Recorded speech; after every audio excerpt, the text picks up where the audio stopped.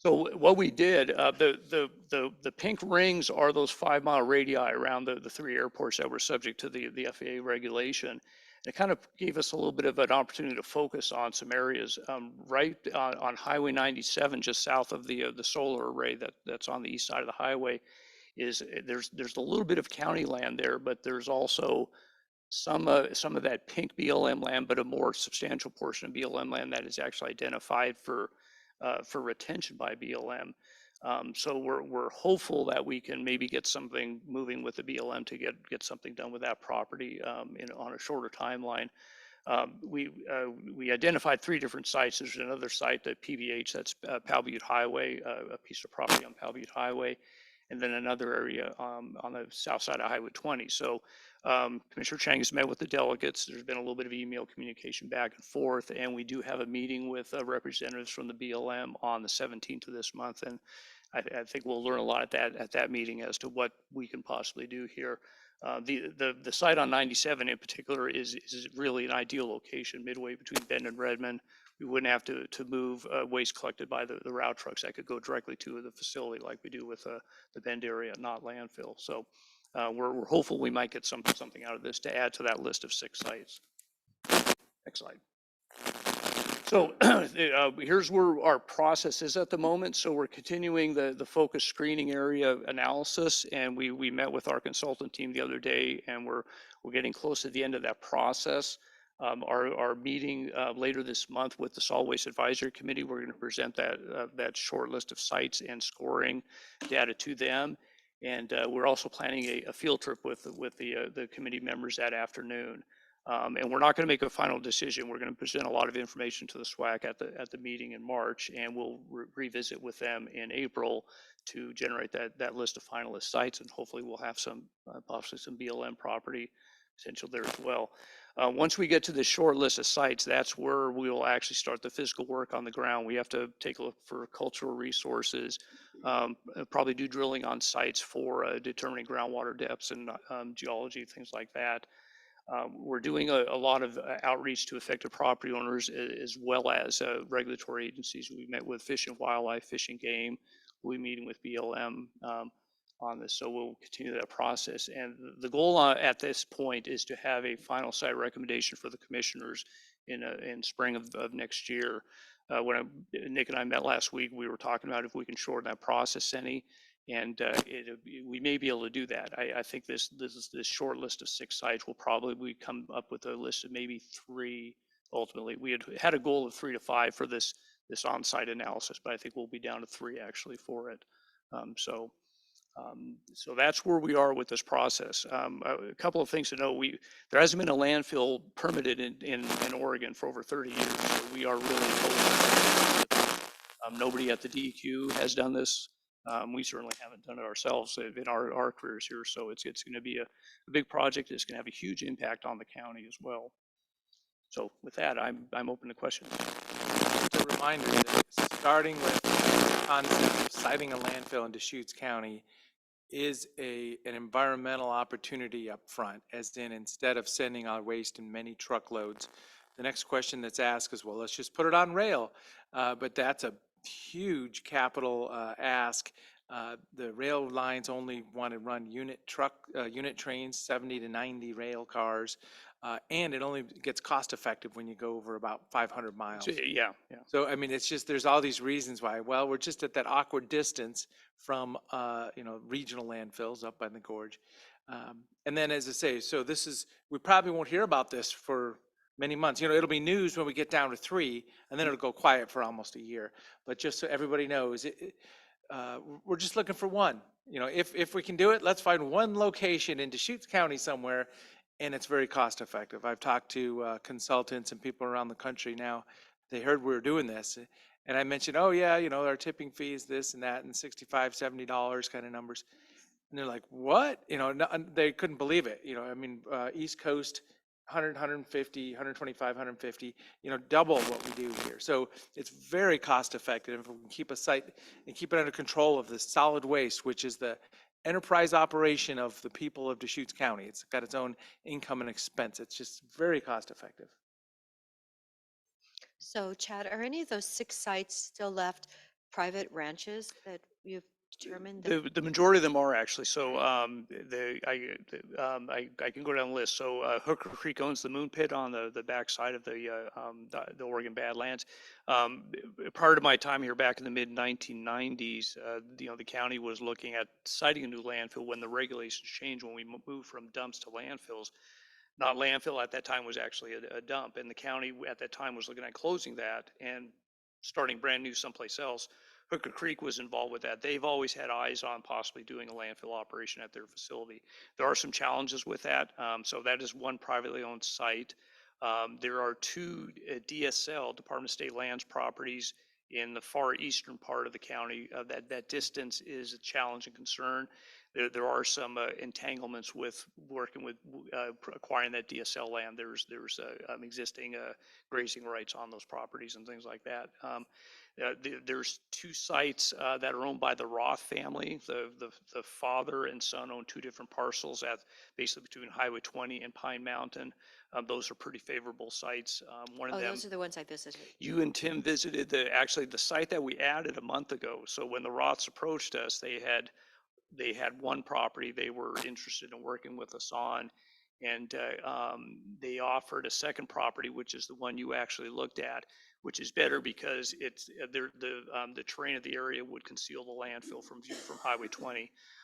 We're trying to organize a meeting with Pine Mountain Observatory. They have concerns with us. I think they're some of the things people are overstating a little bit. These processes, people throw all kinds of concerns out there, anything that might stick.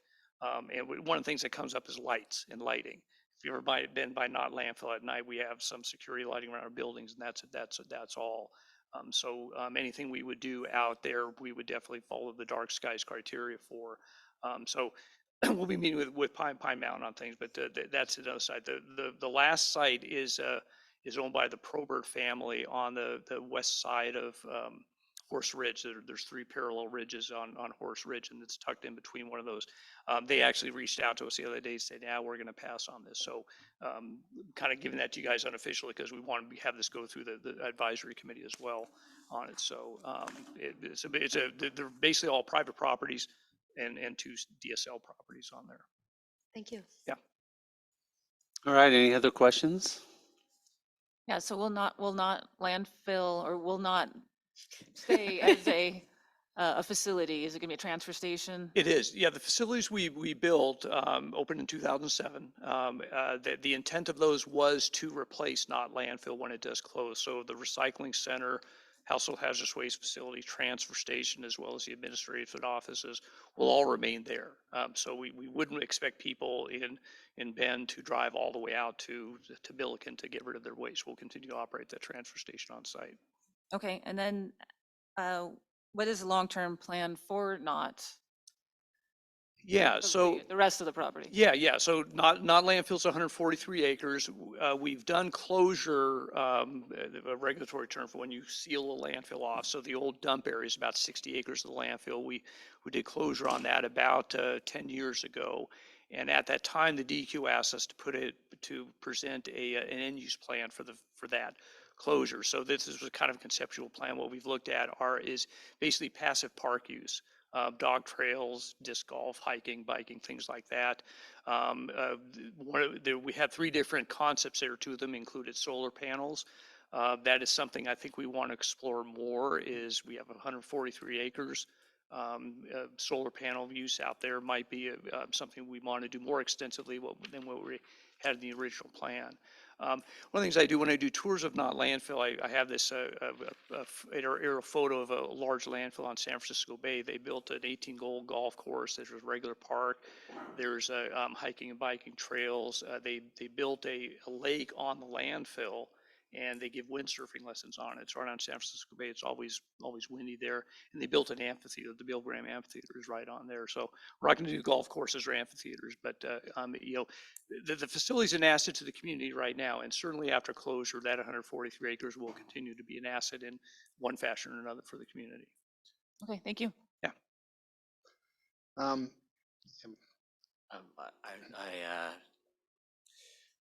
Defensible space treatments. are a really big concern for people in the Sisters area. I mean, there's you'll hear it from the fire department, you'll hear it from residents that, people are very serious about getting hazardous fuels off their property here, and that drive will just increase in the next couple of years as the defensible space rules for high and extreme fire risk areas come online. So can you share with the council a little bit about how we deal with yard debris, defensible space, byproduct materials? Sure. right So, now? yeah, I assume you're all familiar with Fire Free, the annual program we do. That is not our program. It's Project Wildfires. We're just one of the host agencies that participates in that. When I first came to the county, all the yard debris we collected from Fire Free would go to our composting operation. But the program has grown to a point, and this was years ago, we stopped sending our yard debris to the compost operation. We would grind material and use it as alternate daily cover on the landfill. The rules say you have to put 12 inches of soil on top of your trash at the end of the day. If you do that every day, that takes up a lot of space, but the rules allow you to do something called alternate daily cover. So we were getting this beneficial use off it for a number of years. There was a period of time where boiler plants that would burn wood waste for producing electricity had a tax incentive to take that material. We were actually getting rid of that material at no charge. That lasted for 3 or 4 years, and then those tax incentives went away. They were not renewed, so we went back to taking it at the landfill. The program has grown immensely, and there's an absolute need for that defensible space there. Good or bad, what we end up doing is the yard debris we take directly at not landfill during Fire Free, we just bury it. We don't grind it up. The material that's collected at Sisters Transfer Station, Redmond and Lapine, we grind that material because it's cheaper to transport it that way. Haul it to the landfill. We use it for daily cover, but you can't store that stuff forever. Over time, you start having issues with spontaneous combustion. So ultimately, all the material we collect it goes into landfill. I would love to see some kind of biomass operation come to the area here. Just the economics are just not favorable for that at this time. Is there any- Commissioner Chang, can you get closer to the mic, please? Thank you. Are there any opportunities for expanded composting operations as we're thinking about bringing a new solid waste facility online? Yeah, absolutely. The composting facility, not landfill, is suffering from capacity issues at this point. They get so much material in through their regular operation. They're having a hard time moving all that material out. They're generating more material than they can actually market and sell. And we're working with them to try to find some solutions for that. And so I think Tim will probably touch on that when he talks about the RMA. I'll let you do the composting push on things as well here. There's other technologies making jet fuel out of organic material, things like that. Just none of that is coming to Deschutes County. We're kind of a small player in the world of how much waste we generate, good or bad. It seems like we generate a lot. I have a comment and a question. First of all, kudos to you guys for keeping it in the county. I've been around and seen the roads where that material goes down, even no matter how carefully it gets shielded, there's a lot of stuff that comes out. Yeah. Park use is a smart idea. If you've ever been to Eugene, you've seen East Alton Baker Park, which is along the Willamette River, and it goes from across from the University of Oregon, basically Autzen Stadium, all the way into Springfield. That's a landfill. Super fun site, I might add. I was on the park board at the time. And I guess the other question I have is that your dump portion, which is closed, is that a Superfund site identified in terms of what's been put in it, or is it just basically you have to monitor it and nothing else? Yeah, it's not a Superfund site. We Good. don't have any impacts from it. I mentioned early on, one of the good points about Deschutes County and citing a landfill is the depth of groundwater. Groundwater, not landfill, is about 700 feet down. Yeah. Our issue we have to manage is leachate, the liquid that comes out of waste. We have the majority of landfills lined. We do have 60 acres of garbage that's been sitting on the ground since 1972 that is generating leachate. But that 700 feet of soil and rock is a natural attenuator for that material. We see no impacts to groundwater Excellent. at non-landfill. Just was a curiosity Yeah. question. Yeah. Hi. Hi. Thank you for your 25 years of service. Thank you so much. So on the last point, talking about the biofuels, I've just read about biochar. I don't know if you're familiar with that, but that might be another option. And on a personal level, I went out to the transfer station here. Um, I had halogen lights that were used, printer ink, and batteries. And I asked the gentleman where I put them, and he said, just throw them all in there. Yeah. And that's correct? That's correct. Yeah, there's nothing hazardous in the halogen light. I'm assuming these were single-use alkaline batteries, like Yeah, I a suppose so. flashlight Yeah. battery. Mhm. So the rules changed on those years ago. The problem in those was mercury, and they're mercury free. So in theory, you could recycle them, but it is cost prohibitive. You got the little metal tabs on either end. I don't think too many of the materials internally are recyclable. So Thank you for that. yeah. Thank you. All right. Okay, Thank you much. pass the hat to Tim here. Yeah, in the interest of time, I will be as brief as possible. So, Tim Brownell, nice to be with you. I'm going to speak on the Recycling Modernization Act, which was a bill that was passed by the legislature back in 2021, which is kind of a retrofit to the entire recycling system here in the state of Oregon. And what's interesting about it is it's what's considered an extended responsibility bill, in which the producers and manufacturers of products and packaging are going to be responsible for taking on some components and costs of the recycling system here in the state. Oregon and Maine are the first two states in the union that have passed this legislation. It is going to take about 4 years for this to be implemented, so you'll really see it in 2025. What it will do is homogenize the recycling system throughout the state. So if you're in Portland or Salem or La Pine or up here in Sisters, everybody will be required to recycle the same materials. So sometimes if you go to Portland, it had an extensive list, and other places it would be much smaller. Now it'll be uniform. So if you're vacationing or a tourist somewhere, you will be able to do exactly the same thing. The other piece to it is that there's going to be expanded materials that are going into your curbside containers, but there will also be additional materials that will be required to be accepted at recycling drop-off facilities. And then on top of that, there will be what are called producer responsibility drop-off stations, in which additional materials will be recovered. So it won't be the city or county's responsibility, but the manufacturers of such things as plastic film, polystyrene, propane cylinders, floral pots and planters. All of that there will have to be a system put in place for the recovery. There will be most likely a depot of that sort, either placed in Sisters or accompanying our drop-off station on Friar Road. So those are the changes that are coming. A lot of this, the one piece I want to point out in particular is that there is going to be, and you can change the slide, there's going to be something called a needs assessment that is currently being conducted by the DEQ, and it's put out into communities to identify additional costs that are going to be incurred to meet the requirements of this legislation. So we're going to be meeting with staff here in Sisters next week to discuss some of the opportunities and funding opportunities that will be available, particularly for the drop-off station that's here in town.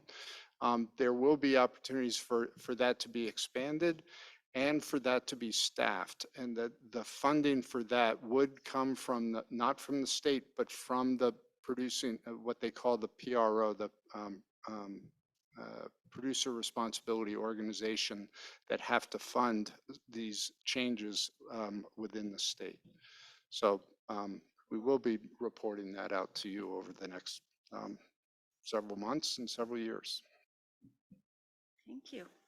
Very good. Very good. Does anybody have any questions for Tim specifically? It sounds like an exciting program though, so thanks for the, just sounds great. Obviously, we're going to have some questions about our facility and how to best utilize it and things like that, but I'm glad you're meeting with us. We appreciate it. All right. Good. Thank you so much. All right. Next up is the Affordable Housing Project Update. Director of Community Development, Scott Woodford, is here from the City of Sisters, obviously.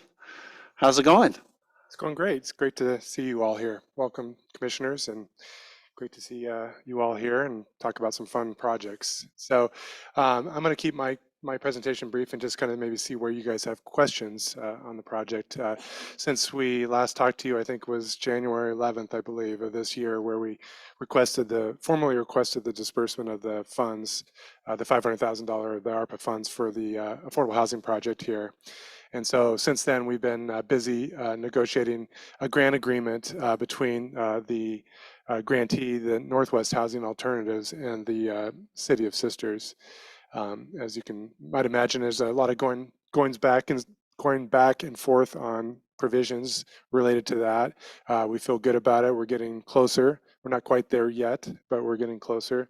We're just trying to find, the sweet spot that protects the city's interests and also gets the agreement to a point where the timing of the funds are most optimal for the developer to be able to get their other funding mechanisms in place. Still on target for meeting the deadline of the ARPA funds, using the funds, which is the end of 2026, and at least 10 of those units, if not more, will be restricted to the 65% or less of the AMI as required by the ARPA funds. Most likely there'll be some units that address even lower than that, possibly a little bit higher as well. Council would like to see some maybe as high as the 80% AMI, but the overall average would be 65% or less. There's also some other moving parts. The applicant or the grantee, Northwest Housing Alternatives, is working on negotiating with the property owner over at 322 North Trinity Way, which is the Well House Church. They had to get an appraisal to make sure that they could get an agreement on an asking price, and I think from what I've heard is that they're very close to that. The other element is making sure that the zoning of the property is supportive of a housing development. Currently, it's zoned urban area reserve, which does not support housing. So we have been processing a legislative rezone, which it was also coincides with a cleanup of that zoning for the other properties out there, which we've been meaning to do for quite some time. But this project kind of pushed that along a little faster. That's passed the Planning Commission, and it's actually going to go to City Council later tonight for request for approval. And we're not going to discuss it anymore. Oh, Scott, No. is it 40 units then? you're talking Correct. about doing? Yeah, it's 40 units. Yep. So that's just I'll leave that at that level of detail and see what kind of questions you might have that I can answer. Yeah, just to be clear, obviously, go ahead. Right before you. Just scratch my ear. Oh, right. Before questions, obviously, City Council, we're, pretty aware of what's going on. But I was thinking that definitely you guys might have some questions. Phil, do you have any? We got that presentation not very long ago from when the city and the Northwest Housing Alternatives. Housing Alternatives came and presented, so I Right. don't have any further questions. Okay. Exciting to hear about the forward progress. Patty, you have anything? No, I'm just glad to hear that the negotiation for the property is actually almost there. Yeah, we are too. Yeah, it's good news. That's excellent. Yeah. Excellent news. Yeah, there's definitely a stepping stone tonight at the next meeting. So, Yeah. We love stepping stones. Anybody else have anything? Go ahead.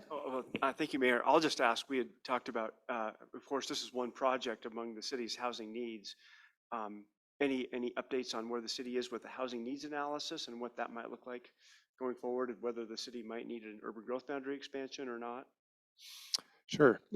So our recently updated comprehensive plan, we updated our housing needs analysis, which incorporated the population projections from Portland State for 2042. And surprise, surprise, we're going to grow. We're projected to grow. That population projection equates into potential housing units that we might need to accommodate that, or that we would need to accommodate that. We are fairly close, I wouldn't say built out, but we don't have a lot of extra available land to accommodate that. So the first step in the process, and what we spent a good portion of the last year, was looking at our efficiency measures. And those are things that we can do to make better use or most efficient use of the existing boundaries that we have. So we went through that process with the Planning Commission and the Council, and we actually processed about 5 or 6 development code amendments along with that to help increase multifamily density, both the minimum and the maximum level, so that we can make better use of the remaining multifamily residential lands that we do have most efficiently. And we also incorporated some of the missing middle housing provisions of House Bill 2021, or 2001, which we weren't required to do, but it was another tool that we thought we could do to get some more infill and some more units. So we went through that process. Not all the recommendations were passed. Increased building heights did not make it through. So there was a recognition that we need to balance also the character assisters in addition to accommodating more infill.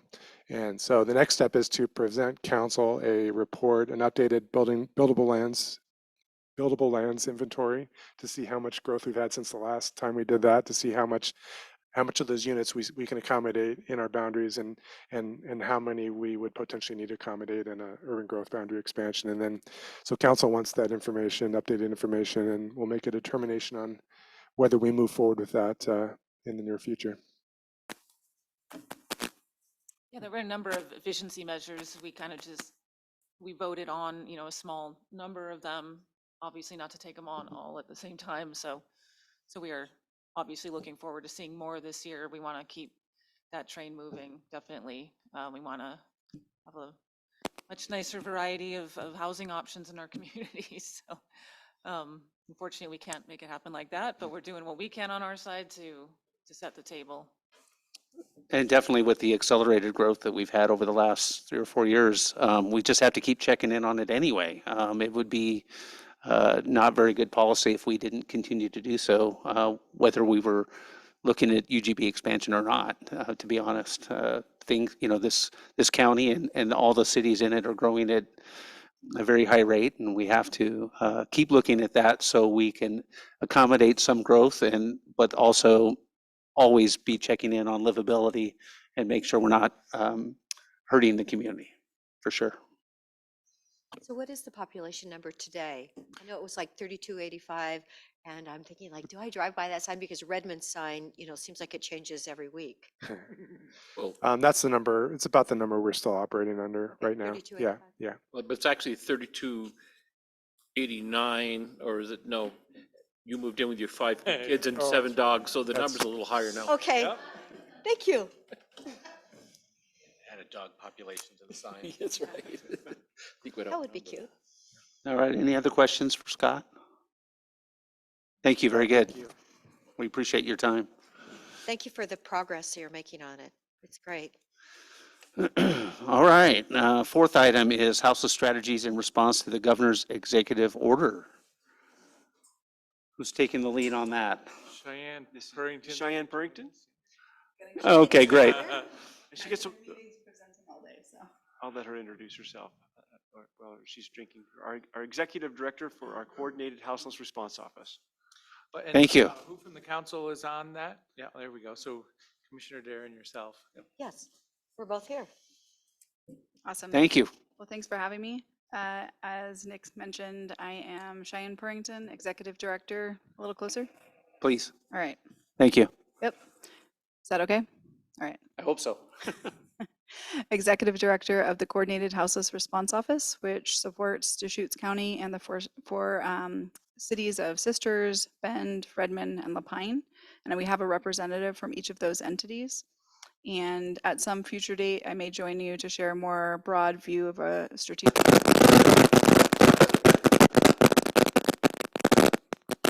know, homelessness is exciting. Is that something I can affect? No? Okay. Let me know. So for tonight, what I'll be focused on is providing an update on the emergency order that you probably are aware of from the governor's office. There were a handful, one in particular will be impacting Central Oregon significantly and positively. So I'll go through my notes and then feel free to stop me at any point if you do have questions, or I can answer them at the end. And do I have a time?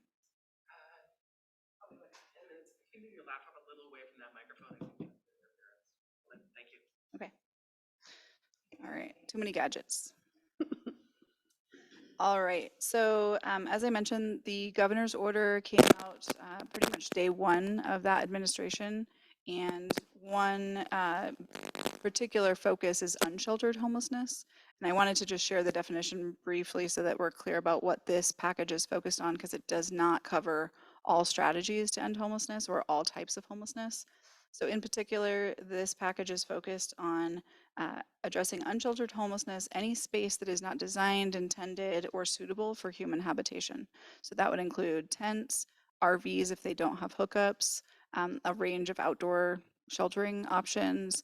It does not include definitions of homelessness that would look like doubled up families or couch surfing, which are still considered homeless by some definitions. I know it's complicated, but it does relate to the strategies that we can utilize. Central Oregon was identified as a particular emergency area along with a handful of others. So in addition to a statewide emergency, we have been identified as having an especially high unsheltered rate, which is about 80% unsheltered, and that is one of the highest in the nation. So what we're seeing is that we have a number of individuals who are especially high acuity, meaning having unmet behavioral health needs, mental health, substance use, as well as families. We have a very high unsheltered family rate. So that means students in our school districts and young kiddos, as well as 18 to 24-year-olds who are considered youth for programming purposes and may either be unaccompanied or coming from homeless families and moving into adulthood. So these funds, at this point, we know that we're probably set to receive about 14 million. It could be a little bit more. Initially, when they announced this funding, it included some requirements around meeting a handful of targets. One of those has been pulled out since the initial announcement, and that's prevention. The reason it's been pulled out is that it's going to receive its own funding. So this 14 million is used for two categories, targets that need to be met by the Central Oregon area. The first is the development of new shelter beds, and that target for this area is 81 to 83. The second is rehousing a number of unsheltered households, and that target for Central Oregon is 157 to 162. So approximately 80 and approximately 160. And as I mentioned, prevention for about 1,000 households has been pulled out and will be receiving a different tranche of funding. So this funding is one time. It is being reallocated from other state budgets. And the most suitable use of this type of funding is for one-time costs, so not for ongoing operations. It is most suited for acquisition, remodel, expansion of existing programs, one-time uses, rather than general street outreach, general case management. It can include those, but it needs to be with the intention of meeting those targets. We are allowed to go above and beyond those targets, but we will not sacrifice one to meet the other.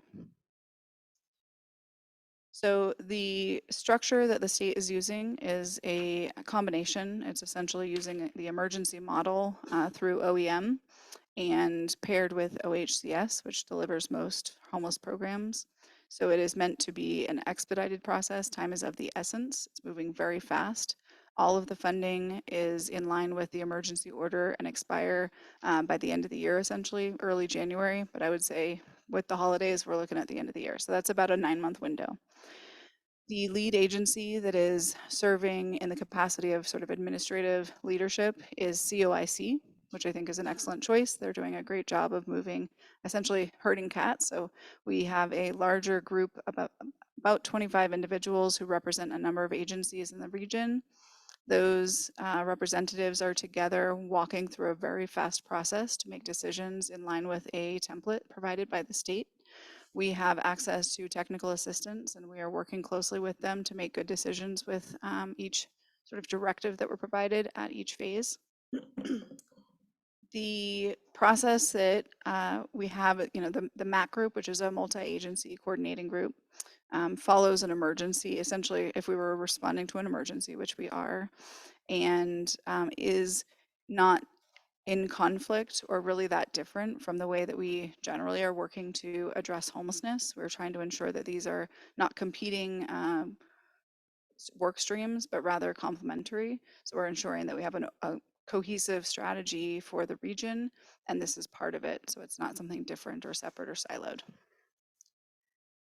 I will be participating and representing the county and cities, and so I've been working with those groups offline from the larger MAC group to identify needs, to identify potential strategies, and to do sort of brokering of partnerships and deal making, because the intention is that we very quickly are able to come up with projects that could be eligible for these funds, put them forward, have them receive those funds, and then move quickly towards moving folks in, creating shelter beds where individuals can come, families can come, youth can come in out of the cold, hopefully before the holidays.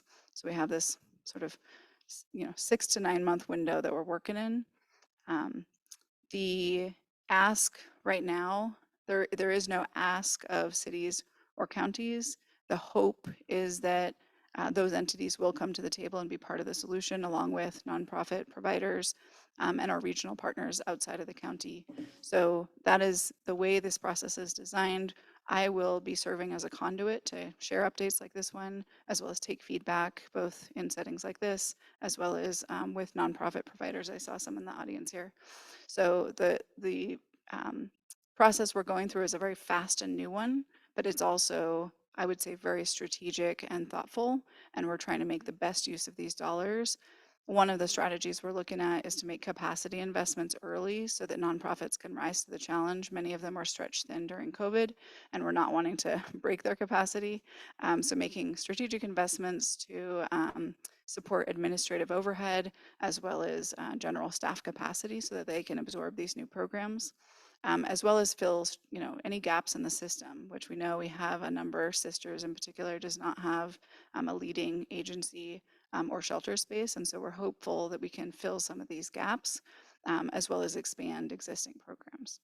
So I'll pause there and see if that landed. If you have questions about what I shared, I'm fully recognizing that there's plenty of acronyms in this work, and so I don't want anyone to feel confused. At this point, there is no ask or role for the city in particular. The county has received this update already, but if you have requests of me, I'm here in service of the entities and communities and leadership. Okay, thank you very much. I have a question myself, if I could go first. Obviously, there's 4 cities in Deschutes County, and then there's the county itself, so there's kind of like 5 entities in a way that will be competing for this money in a certain manner, in a way. It's actually money for Central Oregon, so It includes Crook and Jefferson. Okay, Yeah. there you go. So it's even spread even further. Yes.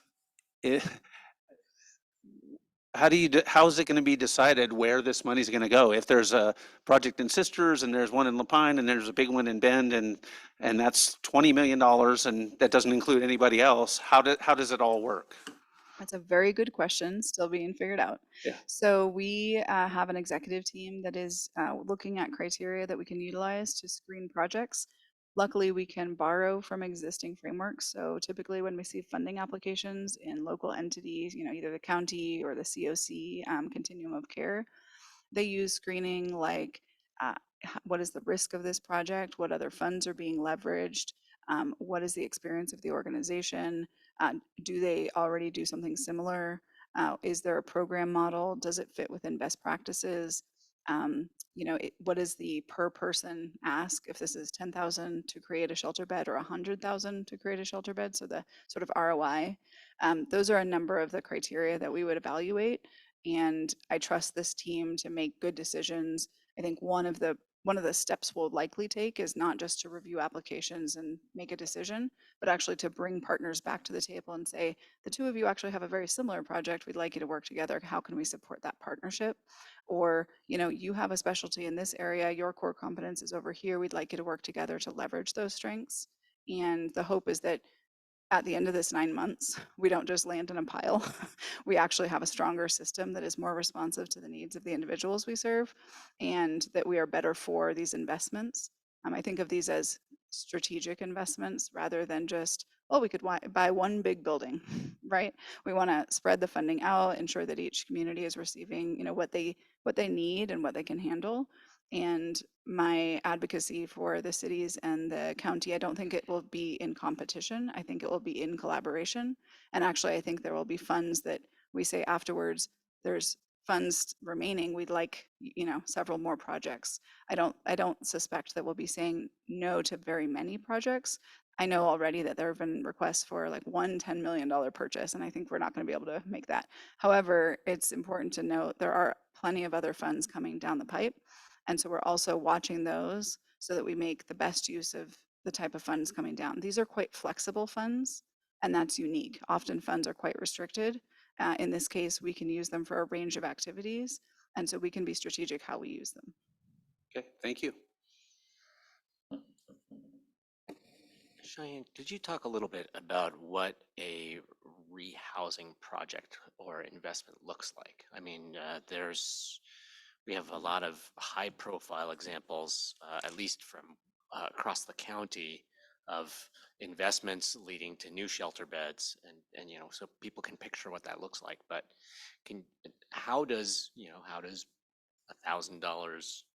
$100,000 get put into a rehousing initiative and result in someone who has become recently homeless getting rehoused? Where does the money go? Who makes the investments? That's a great question. So one of the most common programs that you may have heard about is called Rapid Rehousing. It's a formal program. The intention is to rapidly rehouse households that have lost their housing. The background on that is that in homelessness, the longer a family is experiencing homelessness, the more entrenched that homelessness is likely to become and the more they are likely to suffer. So the hope is that within a few days or a week, we can get folks rehoused. One of the challenges we've identified with this set of funding is that many of the individuals who are living unsheltered in our community have been homeless for a long time. We know that over, half a year, sometimes longer years, chronic homelessness is certainly showing up in our higher acuity individuals. So the strategies that we use for those rehousing placements are going to be different. Typically, what we would see is that we would allocate some funding towards street outreach to engage individuals that maybe are not service connected but are next on the list, the by name list, which is a Central Oregon regional list of individuals ranked by vulnerability. So it's a dynamic prioritization rather than a sort of chronological wait list. And we would need individual organizations going out, engaging, hey, we've got a place for you. We want to get you housed. We've got some program funding. Once someone is engaged and is working with a case manager, developing a sort of housing readiness plan. They may need critical identity documents. They may need to work on accessing income or benefits that they're eligible for. So there's quite a bit of work that happens even before you're looking for a house. And at that point, one of the major challenges will be overcoming barriers to accessing the private market. So our hope is to work with affordable housing providers to either access units through set-asides, master leasing, or landlord engagement strategies that might include paying in advance for damages, adding to a damages fund in case there's a concern there, payments that can help someone overcome a background check or credit check. So there's a range of strategies that are utilized. We have many of these programs in place, And those teams are working internally to identify what that looks like to expand those services and to meet the needs of higher acuity individuals. And if you're trying to operate a rehousing program in an area with a severe shortage of attainable and affordable housing, how do you overcome that? I mean, how you're adding demand for units that are already in extremely high demand. I mean, Housing Works and other entities have extremely long wait lists. So how does that work with the limited supply of available places for those people to be rehoused? Again, multiple strategies. One strategy considered is the wholesale master leasing of a property. So there's a handful of properties that have been identified which could be secured through a master lease process, say a 5-year master lease, and then house, I say it's an 80-unit apartment building. You can house that many individuals. The other strategies we've seen are acquisition, so purchasing that same property for long-term ownership, as well as rent buy-downs, so essentially paying rent in advance. Many landlords are very eager to come to the table if you're offering to pay rent in advance. And given that these funds need to be spent, not distributed in a very quick time frame, we could be offering to pay rents in advance to landlords who then can use that for capital improvements or for securing other housing units. So there's a handful of strategies that we've seen work in other communities. We're already engaging technical assistance to bring in essentially training. Many of these programs exist as sort of off-the-shelf programs. We don't need to come up with new materials. These exist and are working well elsewhere. And in some cases are working here. We just have not typically seen this kind of funding available to expedite the use of these programs. Yeah. I have a question. Yeah. So Sisters has kind of the unique situation in Central Oregon in that per capita, we have the highest rate of unhoused out in our forest, particularly in the summer. Does that, under the criteria that is being looked at, is that one of the criteria that how stressed a city may be? So great question. That is how Central Oregon was identified. And I had previously had conversations with the governor's office to advocate for Central Oregon being included in the emergency declaration for that exact reason. And so I think we could consider adding that to the criteria regionally for how to make decisions about projects. And I certainly think I mentioned this briefly, but communities that have significant gaps. So any community that doesn't have any sheltering or winter sheltering option could be prioritized. So these are all, this is great to hear, and I will bring it to the executive team of the organizing committee. Thank you. Okay. Any other questions? I'm available ongoing if you want to reach out. Some of you I've met and some of you I haven't, so feel free to reach out with any particular questions or project ideas. All right. Thank you very much. Thank you.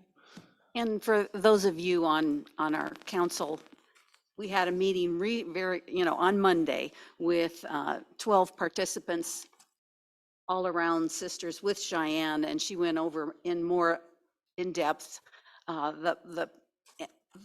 the practicalities of some of the ideas that people had here locally, and they were able to float those by her, and everybody was really challenged to think how the ideas that they had would fit in this dynamic. And there are already additional meetings set up with her and within subgroups to see whether or not, we can prepare those projects in a fashion that will fit within the parameters that this program allows. And I will be giving you more updated information on it. So this isn't all you're going to hear about it. All right. Thank you. Thank you. Thank you. Thank you very much. Our last thing, we have 5 minutes. No, I'm just kidding. No, We'll that's take fine. the time we need. The Core 3 update. So this is a handout for the Central Oregon Regional Ready and Response Center. And I don't know if Scott was going to be here. I'm ready to take it. I don't know. I'm just in case Scott Aycock, because he was there last night in Redmond. Is there anybody online?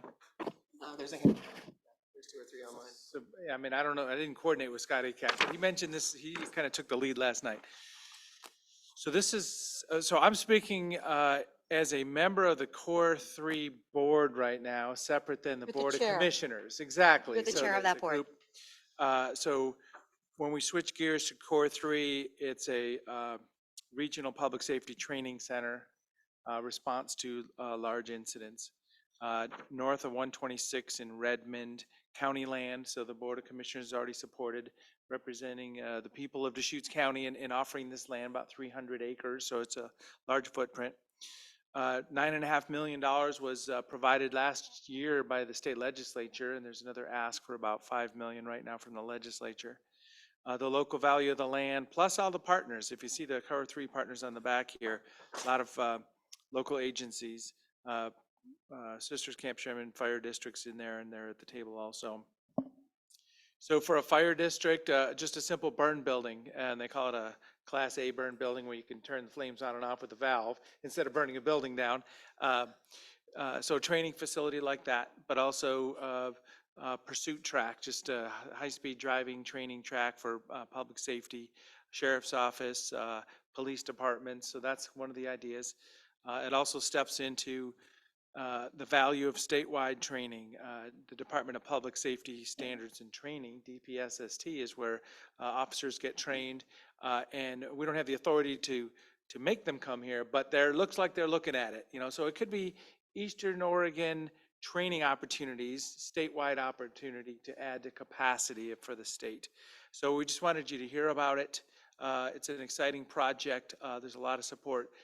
As I say, statewide significance, because if it offsets some of the needs for training, because there's only the one DPSST site in Salem, but also for Eastern Oregon, if anybody can provide any training courses, some of these courses, they could write a check. It's valuable to get this training, and we don't have to be giving away this facility. It should have revenue for some of the training opportunities provided. So with that, I'll just leave it there.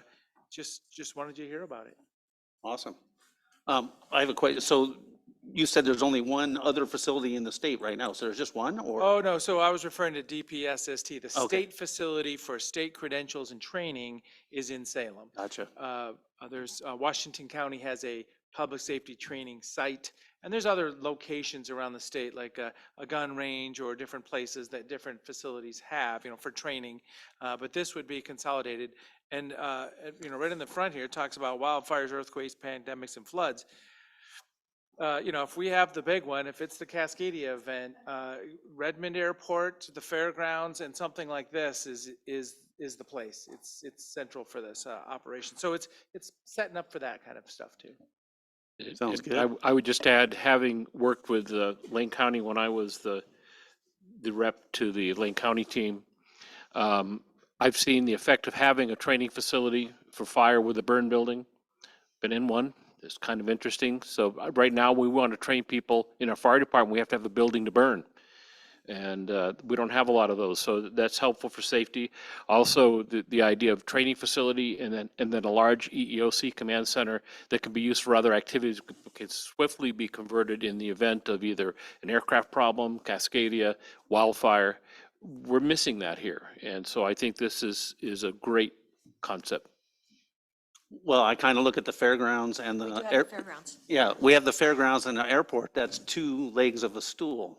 This is the third leg. Yes. Well, as to say, the fairgrounds does host fire camps sometimes. We've done that. And if you look at the big incident command options, if you fly in portable hospital units, and that would be at Redmond Airport, for statewide significant items. So yeah, it's already kind of home for this. Is there going to be any on-site dormitories?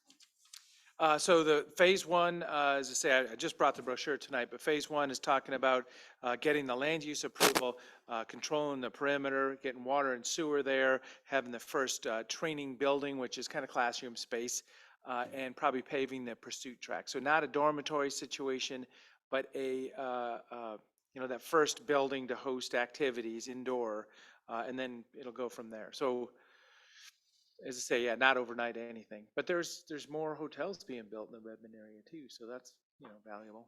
Yeah, I was on the long term, I didn't see that on the list, and I know that that's a really valuable option, especially if we're trying to attract other out of area, entities, some coming from, rural areas that don't have the budget to pay Oh, yeah. for a hotel.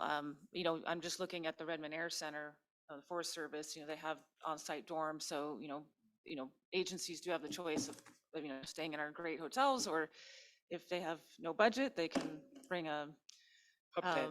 well, yeah, they, In the well, they can summer. bring, Well, yeah, they but can I bring mean, their that's, sleeping bag. They have a yeah, room and, yeah. you know, there's toilet and, you know, but bare minimum, but, you know, it helps, if, you know, this is gonna cost money, and the more attractive, the more people we can bring in, you know, little things like that make a difference, so. Well, as I say, it looks like it has momentum. Any idea is a good idea at this point. There's no, but there will be a 190, just like our Central Oregon Intergovernmental Council is a council of governments, a joint operation. So a 190 would be whoever wants to be involved, and then the board would be there. And as I say, my vision, and I've seen, I was at Disaster City down in Houston, Texas years ago.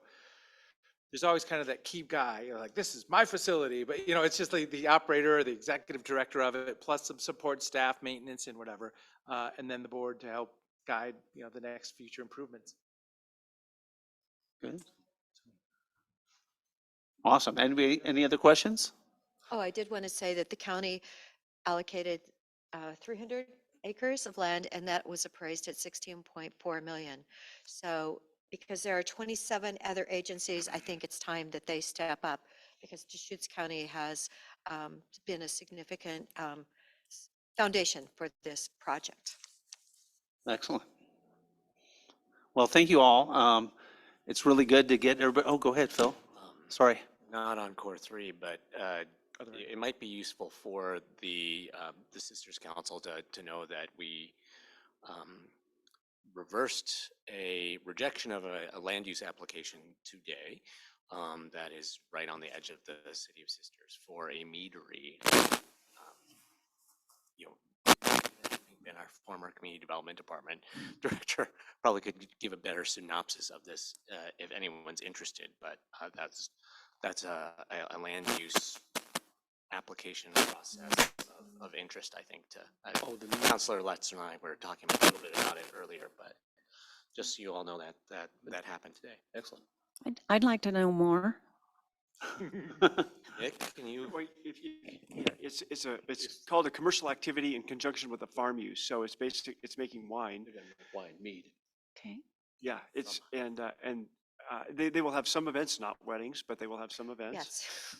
That was very clear. Are you today. familiar with the property that we're talking about? No. It's The- right out. The Lazy Lazy J. Z, Lazy the Z. private Across Lazy from Z, not our Lazy Lazy Z's Z. property, they have a Gotcha. barn and everything there. Okay. Working farm today, and they're going to expand it to include this commercial activity in conjunction with the farm use. So other activities, and the board, a hearings officer had denied it for a couple of reasons based on an appeal. The parties came together, the applicant, Central Oregon Land Watch, came together with a set of conditions of approval that appears to work well for everybody at this point. So the board approved the application today. It'll come back for a formal vote for the board if the board formally voted today, it'll come back for just the official approval of the decision in a couple of weeks. And the property owners just, they're ready to go and very excited, and I think it'll be a really nice business to add. And to what the you city. called it was a meadery? Meadery. Yeah. So they make mead, Honey wine. Honey wine. honey wine. wine. Okay. Honey That wine, was, I was going, sorry. a Yeah. meadery? I was, I was picturing trying to cows. You have cows there. Yeah. You have cows on the pasture at certain I times. figured it might involve cattle. They're growing, they're growing a really interesting mix of pasture that really Attracts the builds soil, and then also provides forage for cattle and attracts a lot of bees, or Great, can be used yeah. by lots of bees, and then they take the honey. We have 30 acres dedicated to bees. Okay. And we decided not to cite a landfill there. Oh, no, that was a different topic, sorry. Yeah. All right, well, I wanted to thank you guys for coming, and we appreciate it. We love these joint meetings. Wish we could do them more often, we not never have less, enough but, time. and they always seem to run a little long, and that's okay. Sometimes we just have to do it. Does anybody have any final comments or anything? Questions? Okay. Great to see everybody. Yeah, it's good to see you guys too. Just for the audience, the next meeting will be, we're gonna take at least 10 minutes. So let's just say 6:50. I apologize for the lateness. We had to rearrange the furniture in the room. So, but thank you for everybody for coming, and this meeting is adjourned. Thank you.